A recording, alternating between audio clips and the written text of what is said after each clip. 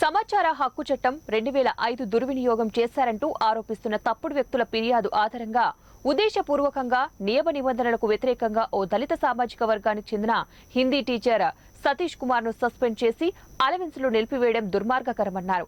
అక్రమంగా సదూర ప్రాంతాల్లో పోస్టింగ్ ఇవ్వడమే కాకుండా 18 నెలల జీతాలు ఇవ్వకుండా చేయడం దళిత సామాజిక వర్గ ఉపాధ్యాయులపై కఠినంగా వ్యవహరిస్తున్న కర్నూలు జిల్లా డీఈఓ పై కఠిన చర్యలు తీసుకోవాలని జాతీయ మాల మహానాడు జాతీయ కార్యదర్శి సోమరాజు మునయ్య తెలిపారు.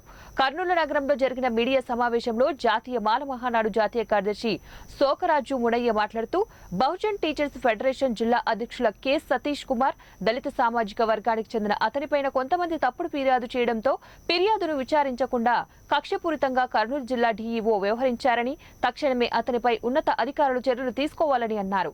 అనంతరం బహుజన టీచర్స్ ఫెడరేషన్ జిల్లా అధ్యక్షులు కె సతీష్ కుమార్ మాట్లాడుతూ కర్నూలు జిల్లా డీఈఓ సర్వీస్ లో ఉన్నప్పుడే అతనిపై అధికారులు చర్యలు చేపట్టాలని కోరారు. మరియు కర్నూలు జిల్లా విద్యాశాఖ అధికారి వి రంగారెడ్డి గారు ఇద్దరు కుమ్మక్కై ఎలాంటి ఒక అడ్రస్ లేని ఆకాశరామన్న ఉత్తరాన్ని బేస్ చేసుకొని కె సతీష్ కుమార్ గారిని అక్రమంగా సస్పెండ్ చేయడం జరిగింది.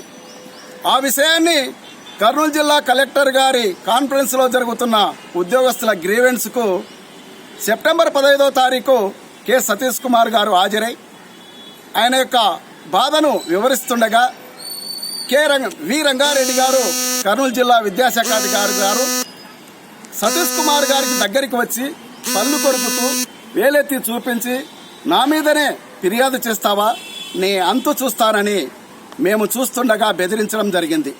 అందులో ఈ విషయంలో ఎస్సీ కమిషన్ వారి దృష్టికి తీసుకెళ్లగా వారు సస్పెండ్ చేసిన ప్లేస్లోనే జీవో నెంబర్ 189 ప్రకారంగా వేయాలని ఆదేశించినా కూడా వారి ఆదేశాలు పాటించకపోగా వారి మీద అప్పుడు కేసు నమోదు చేయడం జరిగింది. మరి కేసు నమోదు చేసి దాదాపు సంవత్సరం దాటిపోయింది.